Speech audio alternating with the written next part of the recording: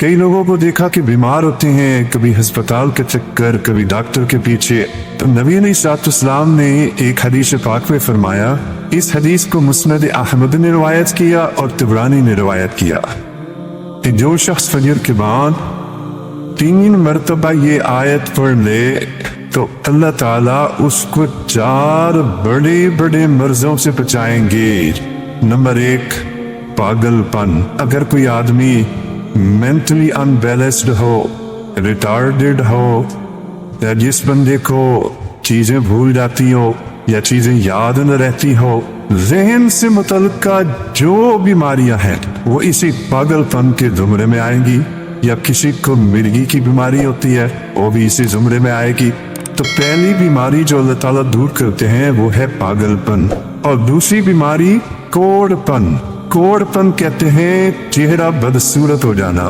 یہ بھی ہو سکتا ہے کہ برس کی بیماری ہو رہا ہے، جیسے بعض عورتوں کو جلد بالکل سفید ہو جاتی ہے اور عجیب بدنما چہرہ ہو جاتا ہے، یا کئی مرتبہ جسم پہ تن اتنے نکل آتے ہیں، دانے اتنے نکل آتے ہیں کہ چہرہ بدنما ہو جاتا ہے، یا چہرے پر داغ پڑ جاتے ہیں کالے رنگ کے، تو چہرے پہ داغ پڑے، چہرے پہ دانے بنے، یا چہرے پہ برس کے نشان پڑے، کوئی بھی چیز ہوگی وہ اسی کوڑ پن کے زمرے میں شامل ہوگی، جس سے کہ چہرہ انسان کا بدصورت ہوتا ہو۔ یہ بیماری بھی اللہ دور فرما دیں گے۔ اب جن بیچاریوں کو بیوٹی پارلر پہ جانے کا شوق رہتا ہے اور اپنے فیس پہ پتہ نہیں کیا کیا پروسیس وہ کرواتی ہیں، تو ان کو تو چاہیے کہ وہ اس آیت کو یا اس فکرے کو بار بار پڑھیں تاکہ اللہ تعالیٰ ان کے چہروں کی خوبصورتی دیر تک سلامت رکھے۔ اور تیسری چیز ہے اندھا پن۔ اندھے پن سے مراد یہ کہ آنکھوں کی بینائی ہی چلی گئی،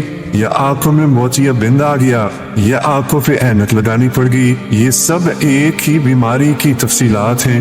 تو جن کی نظر کمزور وہ بھی پڑھ سکتی ہیں، یا جن کو لینز لگانے پڑتے ہیں کنٹیکٹ لینز سے یا کوئی اور، اس مصیبت سے بھی جان چھوٹ گئی، اور جن کی بینائی چلی گئی اللہ ان کے لیے بھی آسانیاں فرما دیتے ہیں۔ تو پاگل پن کی بیماری ختم، کوڑ پن کی بیماری ختم، اندھے پن کی بیماری ختم، اور چوتھا فرمایا فالج کی بیماری ختم۔ فالج ایک تو ہوتا ہے کہ انسان کا ہاتھ یا پاؤں کام ہی نہ کرے، اور ایک یہ بھی ہوتا ہے کہ اتنی ویکنس کہ عورت کہتی ہے مجھ سے تو کھڑا ہی نہیں ہو جاتا، میرے پاؤں سن ہو جاتے ہیں، میرے ہاتھ سن ہو جاتے ہیں۔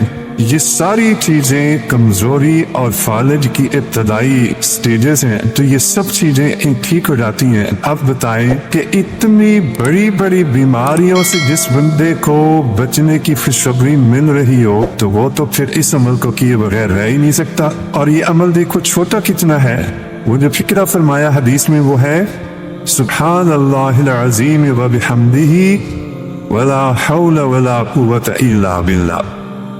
اتنا سا فکرہ پڑھنے پر اللہ چہرہ بھی پر نور بنا دیتے ہیں، میموری بھی تیز کر دیتے ہیں، اللہ تعالیٰ بینائی بھی تیز کر دیتے ہیں، اور اللہ تعالیٰ جسم میں طاقت بھی بھر دیتے ہیں۔